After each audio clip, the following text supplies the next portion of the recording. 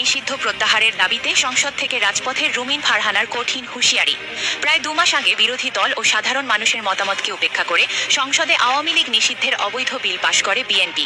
তখন সংসদে আওয়ামী লীগ নিষিদ্ধের প্রতিবাদে বিএনপির বিরুদ্ধে সংসদে ঝড় তুলে আসছিলেন রুমিন ফারহানা। কিন্তু এবার সংসদে সমাধান না পেয়ে রাজপথেই আওয়ামী লীগ নিষিদ্ধ প্রত্যাহারের দাবিতে শিক্ষার্থীদের সাথী নিয়ে মাঠে নামলেন রুমিন ফারহানা। বিএনপিকে হুঁশিয়ারি দিয়ে রুমিন ফারহানা বলেন, আমি কোনো দলের হয়ে আসিনি, আমি আজকে আসতে বাধ্য হয়েছি। কিন্তু যে সংসদকে মানুষের আস্থার স্থান বলা হয়, কিন্তু 52% মানুষের সমর্থন পাওয়া প্রাচীন দল আওয়ামী লীগকে সংসদে অবৈধভাবে নিষিদ্ধ করে আজ সেই সংসদের প্রতি আর মানুষের আস্থা বিন্দু পরিমাণ ছিটে ফোঁটাও আর অবশিষ্ট নেই।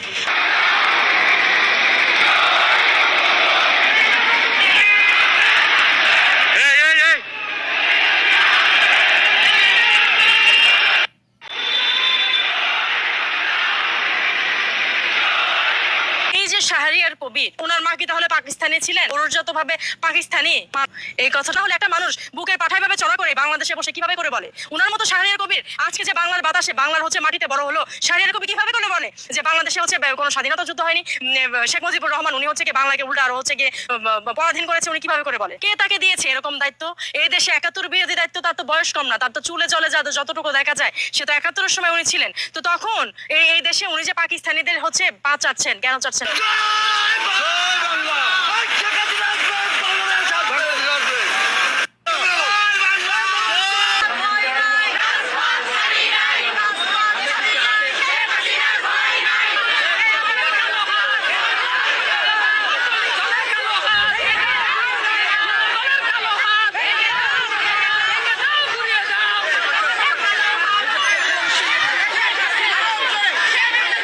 আজকে যদি আওয়ামী লীগ করা দোষের হয়ে থাকে, আওয়ামী লীগ না করাটা একসময় যে দোষের হবে না এর নিশ্চয়তা আছে। ষড় ঋতুর দেশ এই বাংলাদেশে দেখবেন যে আমরা এক এক সময় এক এক ঋতুতে আসি। মানুষের মন আপনারা যারা চেয়েছিলেন 24-এর আন্দোলন, আজকে কিন্তু সেই মানুষগুলো আবার বলছেন যে না আমরা আগেই ভালো ছিলাম। এখন কিন্তু সেটাই আসছে, আমরা আগেই ভালো ছিলাম। এক শেখের বেটির কারণে হাজার লক্ষ কোটি পিতার সন্তানেরা এই বাংলাদেশে নিরাপদ ছিলেন। আপনার কাছে কেন মনে হলো যে আজকে আওয়ামী লীগ করা যদি অপরাধ হয়ে থাকে, আগামী দিন আওয়ামী লীগ না করাটাও অপরাধ হতে পারে? এটা কেন মনে হলো? বিভিন্ন প্রেক্ষাপটে কথাটা মনে হয়েছে। আজকে দেখেন আওয়ামী লীগ সম্পর্কে কথা বললেই তার উপরে মব কালচার করা হয় যে সে আওয়ামী লীগের দোষর। একটা মানুষ যে সবসময় যে দলীয় পদ পদবি হোল্ড করবে তা কিন্তু না। মানুষ কিন্তু এমনিও আওয়ামী লীগকে ভালোবাসতো, আওয়ামী লীগকে ভালোবাসে এবং আওয়ামী লীগকে ভালোবাসছে। এখন ঠানা মেধা মেধা মেধা, তুমি কে আমি কে, রাজাকার রাজাকার, চেয়েছিলাম অধিকার হয়ে গেলাম সরকার। লাস্ট স্লোগান কার? নাহিদ, আসিফ, সার্জিস, হাসনাত আব্দুল্লাহ, এরা কিন্তু এই স্লোগান দিয়া রাজপথে আসছিল। আমরা কিন্তু তাদেরকে আগে চিনতাম না, চিনছি কিন্তু এই কোঠা বিরোধী আন্দোলনের পরে যাইয়া। তারা মেধা নিয়া ভালো চাকরি করবে, ভালো থাকবে, এইটাই তাদের মূল চাওয়া ছিল।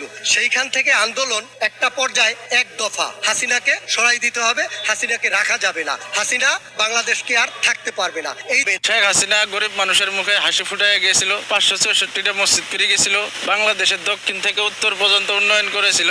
বাংলাদেশের আনেচে কানেচে এমন কোন জায়গা নাই যে শেখ হাসিনার হাতে ছোঁয়া না গেছিল বা ওই জায়গার মধ্যে উন্নয়ন না হয়েছিল। এখন আমরা সাধারণ মানুষ দেখতে পাচ্ছি যে বর্তমান যে দেশের অবস্থা, দেশের মধ্যে লুটপাট, রাহাজানি, চুরি, ছিনতাই, ডাকাতি এবং কি ধর্ষণ, এই হিসেবে বর্তমান আমরা খুব ভালো আছি। তার কারণ দেশের মানুষের কাম কাজ নাই, রাস্তার মধ্যে বাড়াবার পাতাছে না, ছিনতাইকারী ডাকাতির জ্বালা।